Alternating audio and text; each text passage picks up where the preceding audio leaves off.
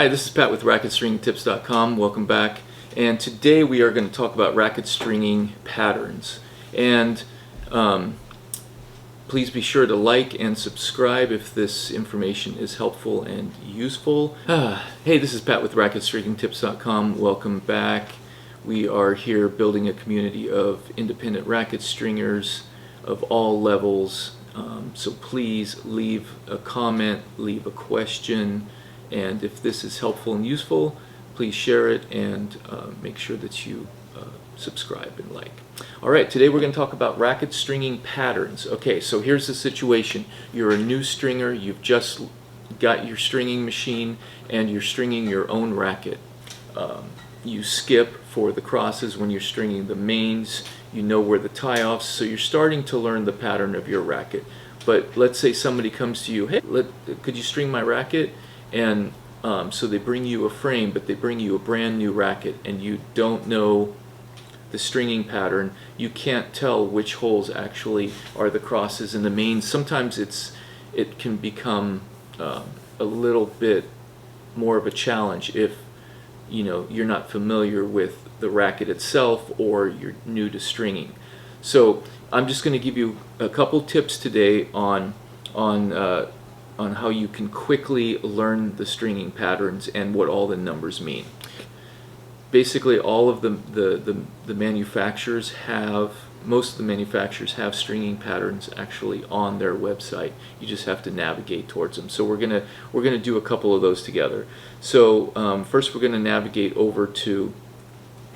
Let me start this on my computer here. We're gonna navigate over to Yonex, and as soon as you get to the website, you're going to go straight to the tennis, to the rackets, and then what you do is you scroll down, pick which racket that you are looking for. Now again, this is for the rackets which are still in production.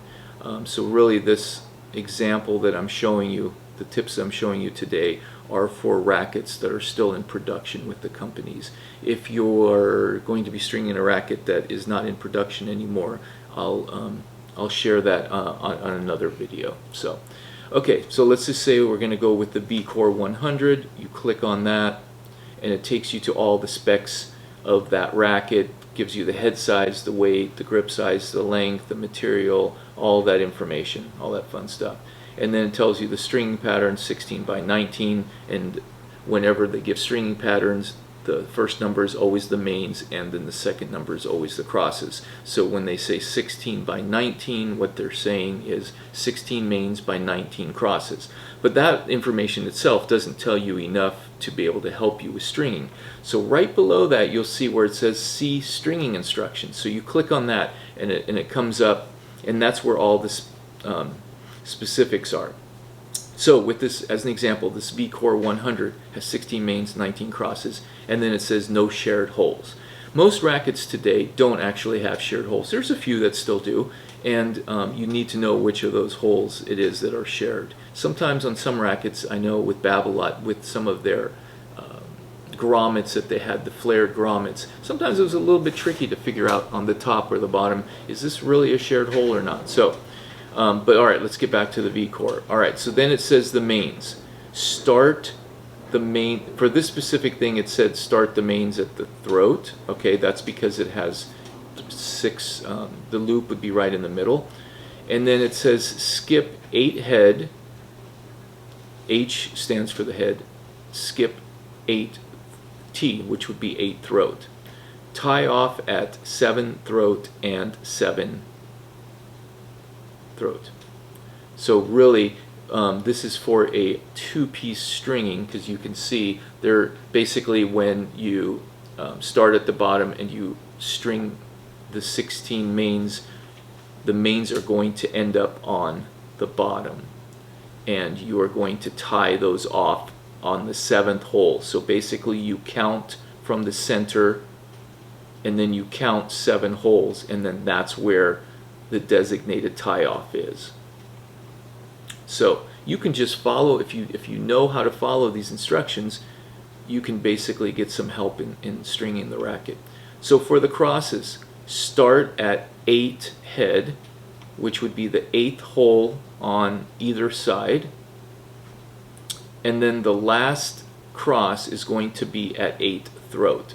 So then again, you count 8 up, and that is actually where the last cross will be.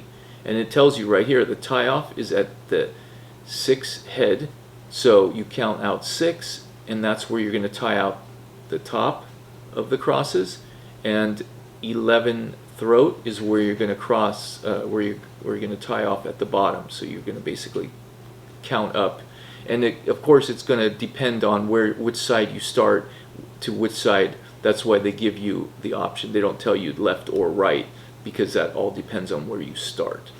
So, but then it'll tell you exactly where the tie off is. So there you go. You don't even have to think about it. You can just follow this pattern as long as you can figure out how that works. I'll give you one more example. We'll go over to Wilson. Okay, so we'll go over to Wilson Sporting Goods official website, wilson.com. You click on equipment, and then you're looking for tennis. You click on tennis, and then you look under rackets. And if you look under Pro Staff, then you go to Pro Staff, and I think my cat wanted to join me here. She has something important to say. So then you have all the rackets here, and then you can just click on, okay, let's say you're looking for the stringing pattern for the Pro Staff 97 Lite, the version 13. Alright, so we're going to click on that, and it gives you just some basic information, but you go down a little further, and there you go, stringing instructions. You click on stringing instructions, and it gives you this whole PDF, actually, one-page PDF with a nice colored chart of the racket and with arrows involved. So again, the stringing pattern, 16 main strings and 19 crosses. Again, they will always tell you the mains, even if you didn't have the words mains and crosses. Just by seeing 16 by 19, you would know that the pattern is 16 main strings, 19 cross strings. So again, same pattern there. And then here, string length. They'll even tell you how much string that you need for the mains and how many feet you need for the crosses. Generally, when you cut, if you're using a one piece, you're going to need 38 feet. You know, generally you're going to get a 40-foot set, and you're going to leave it at 40 feet. You're not, if you really were really good at measuring and you've strung it before, you could cut your string down to 38 feet if you wanted to, but that's generally not recommended. And it says here, the short side, you're going to need 10 feet, or you're going to need 20 foot for the mains complete, and 18 feet for the crosses. So if you're doing a two-piece, usually you're always going to need 20 feet for the mains. That's just standard. You're always going to cut the string in half anyway, so you always have the 20 feet. So then it tells you start the mains at throat. That's because you have 6 holes, and these would be right in the middle, so that's where the loop is going to be. And then it tells you that the mains skip 7 throat, 9 throat, 7 head, and 9 head. The tie-off for the mains is at 6 throat. So again, you would count. You'd start here, because that's the first one on the right. Let's say you go 1, 2, 3, 4, 5, 6, boom, and here's your tie-off. Okay, so you're tying off on a main with the mains. And so it even tells you here, if one piece stringing, start the crosses at the bottom at 7 throat, tie off the crosses at 5 throat. So really you need to just understand what all of these letters are representing and kind of how this works. And once you've looked at a few of them, you can figure it out pretty easily. But that's basically how you can find the stringing patterns for most of the production rackets for most of the manufacturers. They're going to have it on their website to make it easy for you. Now, if you have several from different manufacturers, you could also try going to websites such as Tennis Warehouse. I think Tennis Express might do the same thing, Hollabird, maybe a few of the other ones as well. But you can go straight to Tennis Warehouse, go over to the side where it has the racket that you're looking for, the brands, and let's try Vocal. So we're going to go to Vocal, and we're going to go down, we're going to look for the racket that we're stringing. So let's say we're stringing the Vocal V Cell 8, the 300 gram racket, Then we're going to go down. We have all this information here. Demo compare all of the specs. Stringing pattern. Okay, so for here, they're not going to give you quite as much detailed information, but they will give you the most important parts that you need here. Again, this is a 16 by 18 pattern, 16 mains to 18 crosses.